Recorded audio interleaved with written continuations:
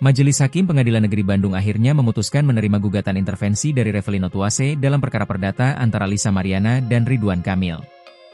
Putusan sela ini dibacakan di PN Bandung, Rabu, 23 Juli 2025. Putusan tersebut membuka ruang hukum baru yang berpotensi menggugurkan seluruh isi gugatan Lisa Mariana terhadap Ridwan Kamil. Revelino Tuase adalah pria yang muncul di tengah gugatan Lisa Mariana ke Ridwan Kamil. Revelino mengaku sebagai ayah yang sah dari anak Lisa Mariana. Sementara Lisa Mariana meyakini Ridwan Kamil, ex-gubernur Jawa Barat adalah ayah biologis anaknya. Dia mengklaim telah berhubungan badan dan menghitung masa kehamilannya. Majelis Hakim menyatakan Revelino sebagai pihak yang mengaku memiliki kepentingan langsung terhadap anak yang menjadi objek sengketa, layak menjadi pihak dalam perkara. Langkah ini sekaligus menandai narasi tunggal Lisa Mariana atas status anak tersebut.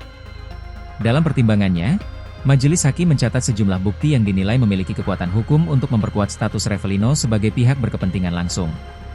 Pertama, ada bukti chat dari Lisa Mariana kepada Revelino, yang secara eksplisit mengakui bahwa anak balita inisial C adalah darah daging Revelino.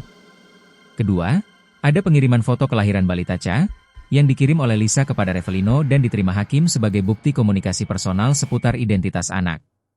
Terakhir, ada pernyataan terbuka Revelino sebagai ayah biologis, yang disampaikan secara sah dan dianggap memenuhi syarat legal standing untuk intervensi. Kuasa hukum Ridwan Kamil, Muslim Jaya Butar-Butar menyambut baik langkah Majelis Hakim sebagai bentuk kehati-hatian dan integritas lembaga peradilan.